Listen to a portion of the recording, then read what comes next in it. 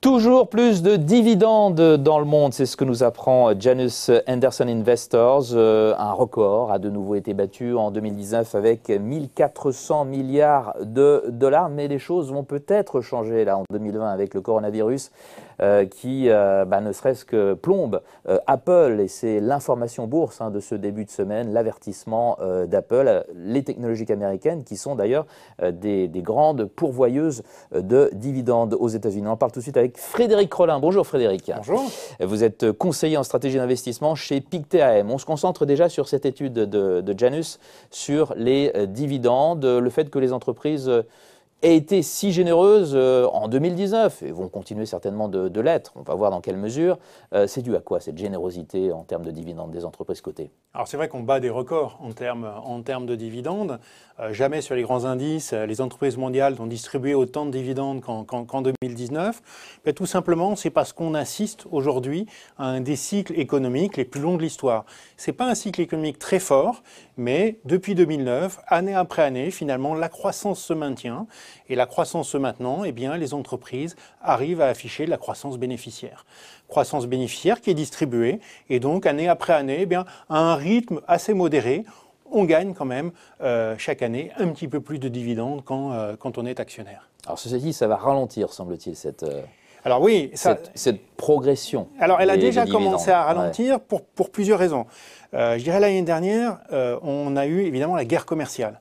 Une guerre commerciale, donc ralentissement économique. Qui n'est pas terminé. Qui est en pause, je dirais, une sorte de trêve. Le lancement de la guerre commerciale. Voilà, et qui pourrait reprendre si jamais on avait Donald Trump qui était réélu cette année. Mais bon, voilà, donc il y a eu quand même ce ralentissement. Là, il y a aujourd'hui une pause, donc ralentissement égale ralentissement de la croissance bénéficiaire.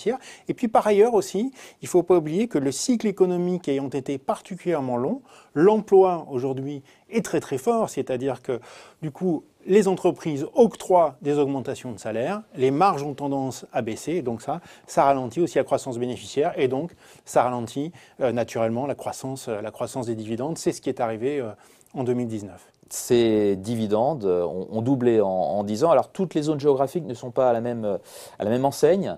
Les États-Unis versent beaucoup de dividendes, les entreprises américaines, les entreprises asiatiques, japonaises notamment. En Europe, c'est plus contrasté. Et il se trouve que la France s'en sort très bien. Pourquoi est-ce que les entreprises cotées françaises peuvent se permettre de verser plus de dividendes que leurs homologues européennes? Alors, dans l'ensemble, la France s'en sort un peu de la même façon. Mais il y a deux entreprises qui ont distribué particulièrement des dividendes exceptionnels qui font, je dirais, remonter la moyenne.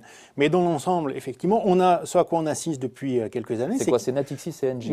Et Engie, c'est voilà. Ça. Mais la moyenne est haute quand même, indépendamment de ça. Oui, la moyenne est haute. On a quand même des entreprises en France. Si vous voulez. Une entreprise va faire, quand elle fait des bénéfices, elle va redistribuer une certaine partie de ses bénéfices en dividendes.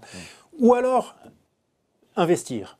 Et c'est vrai qu'en France et en Europe d'ailleurs, on se trouve avec des taux de dividendes qui sont plutôt élevés par rapport aux entreprises américaines, tout simplement parce que nous avons des entreprises qui sont un petit peu plus matures sur des secteurs qui sont moins révolutionnaires.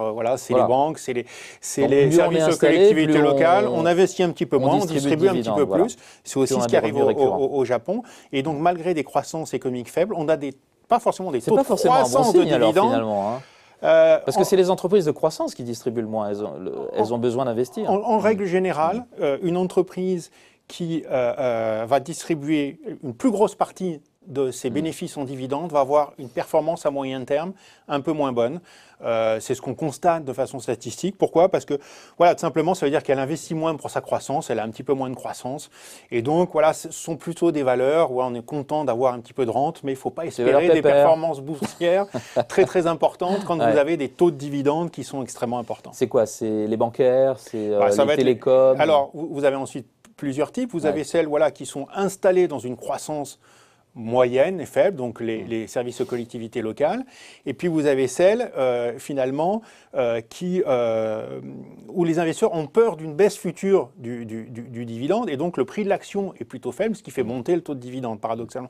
Typiquement, l'automobile, vous aviez des taux de dividende extrêmement élevés, Mais seulement la performance boursière n'est pas terrible, puisque finalement, vous voyez que certains constructeurs automobiles, finalement, baissent leurs dividendes, et l'action baisse encore. Il y a le pétrole aussi. Voilà, il y a le pétrole. Alors l'énergie, souvent, c'est considéré comme un secteur un petit peu plus volatile, un petit peu plus risqué, et donc on rémunère aussi les investisseurs, souvent avec des taux de dividendes un petit peu plus élevés, et puis ce sont des endroits où finalement les gros investissements sont faits plutôt sur les énergies renouvelables, mais voilà, les grands mastodontes de l'énergie n'investissent pas forcément énormément aujourd'hui. Est-ce que 2020, de ce point de vue-là, va être un tournant, puisqu'on a le coronavirus, Alors, et du coup, on a donc Apple qui avertit, et là, c'est vraiment une info retentissante, et on va développer là-dessus sur Apple.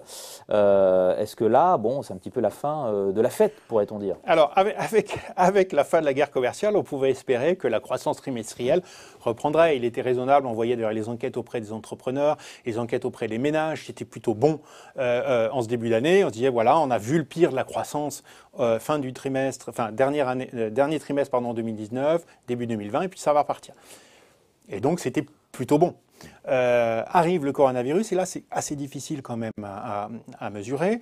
Nous, notre sentiment, sans être voilà, des spécialistes des épidémies, hein, c'est que voilà, assez probablement cette épidémie va être vaincue, et donc ce qu'on fait, c'est qu'on reporte en fait nos anticipations de croissance, et ce qui fait qu'on va avoir des sociétés, bah, tiens, comme par exemple Apple, qui va dire oui, les perspectives à moyen terme de notre développement sont relativement identiques, mais à court terme, voilà, on a des problèmes dans la. C'est ce qu'on retient, hein. Voilà, dans la abaissement dans la production. des objectifs pour la fin On en du vend moins. trimestre, Et Apple, c'est vraiment en plus, c'est très significatif parce que c'est le mastodonte américain dont plus de la moitié de son chiffre d'affaires se passe dans ce pays-là. Donc, si vous voulez, après, vous regardez, vous en aurez d'autres, mais vraiment, Apple est très, très exposé, particulièrement exposé à la Chine. Et donc, c'est un très, très bon baromètre de ce qui se passe. Effectivement, on voit quand même qu'il y a un arrêt assez massif.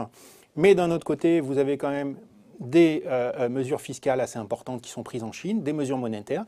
Et donc on peut penser, c'est ce qui s'était passé en 2003, qu'à une fois l'épidémie vaincue, voilà, 2003, une fois... Hein. Oui, c'est pour l'instant le On a ralentissement. 2 fois plus voilà. de morts déjà. Hein. Je crois que le coronavirus était moins de 1000 victimes. On est à près de 2000. Et Moi, le pic de l'épidémie, on ne sait pas encore quand il interviendra. Peut-être à la fin du mois de février, peut-être dans le courant du mois de mars. Peut-être. Là-dessus, je ne peux pas vous apporter une réponse meilleure que celle qu'on peut y avoir, mais assez probablement voilà, en cours d'année. Et donc derrière, on a une croissance bénéficiaire qui reprend. Et c'est vrai que c'est peut-être une des raisons pour lesquelles aujourd'hui les marchés, actions tiennent aussi bien. Ils se disent, voilà, il y a quand même les banques centrales derrière, il y a quand même des mesures fiscales. Certainement... Avec Apple, on se fait peur pour rien, diriez-vous? C'est quand même un peu le canari dans la mine. Ça va être, je pense, ça va être un test pour les marchés. D'ailleurs, on voit que là aujourd'hui, ça pas n'importe quel test. Parce qu'aujourd'hui, c'est pas rien quand même Apple. Ah bah Apple, c'est parce que non seulement effectivement le marché chinois est très important pour eux, mais leur production se fait en grande partie en Chine. Oui, oui. C'est aussi ça le problème. Donc, parce que là, ce qu'ils citent, ce sont des problèmes d'approvisionnement. Oui, alors les deux. Pour leurs iPhones. Ils parlent d'approvisionnement. Et puis aussi très très peu de trafic dans leurs magasins. Mais effectivement, ce qui peut aussi inquiéter, voilà. Alors par contre, ce qu'il dit, c'est que ça reprend doucement. Donc à la limite, si les marchés étaient progressivement, voilà. Les magasins.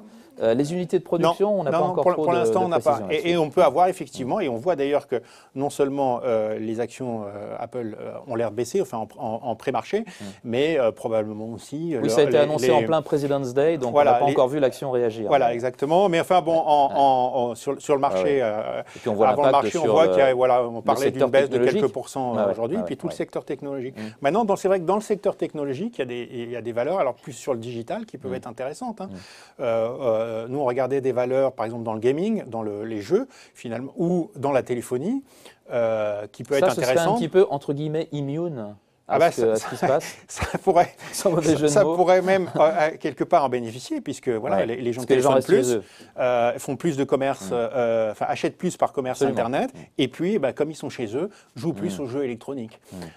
Donc, ça peut être aussi une façon, je dirais, d'équilibrer un portefeuille, d'aller sur des valeurs qui sont plus positionnées sur le digital. Donc, on s'inquiétait jusqu'à maintenant pour le luxe, pour l'automobile. Maintenant, c'est Apple et la techno, mais il ne faut pas mettre toute la techno dans le même sac. Il ne faut pas mettre toute la techno dans le même sac. Voilà, il faut, encore une fois, voilà, tout ça nous montre qu'il faut toujours avoir une bonne sélection, puis être diversifié sur un grand nombre de valeurs, ce qui permet effectivement... Rester confiant sur les actions, sur le placement action, malgré tout ce qui arrive là. Eh bien, Ce coronavirus, cette guerre commerciale qui n'est pas terminée, l'incertitude l'incertitude relative sur la présidentielle américaine.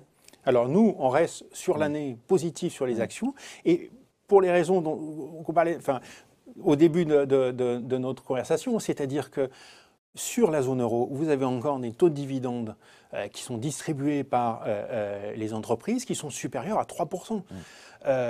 Regardez ce qu'offre aujourd'hui soit un fonds général d'assurance, soit une obligation d'État français, à peu près zéro.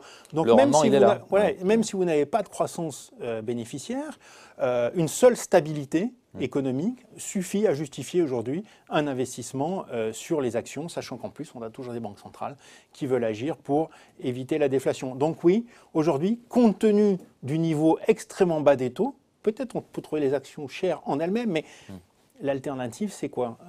Du monétaire à négatif ou des obligations à zéro. Beaucoup de gens vont préférer des taux de dividendes à plus de 3%. Très bien, Frédéric Rollin, merci beaucoup d'avoir été avec nous dans Ecorama. Conseiller en stratégie d'investissement chez Pictet AM. À très bientôt. Merci.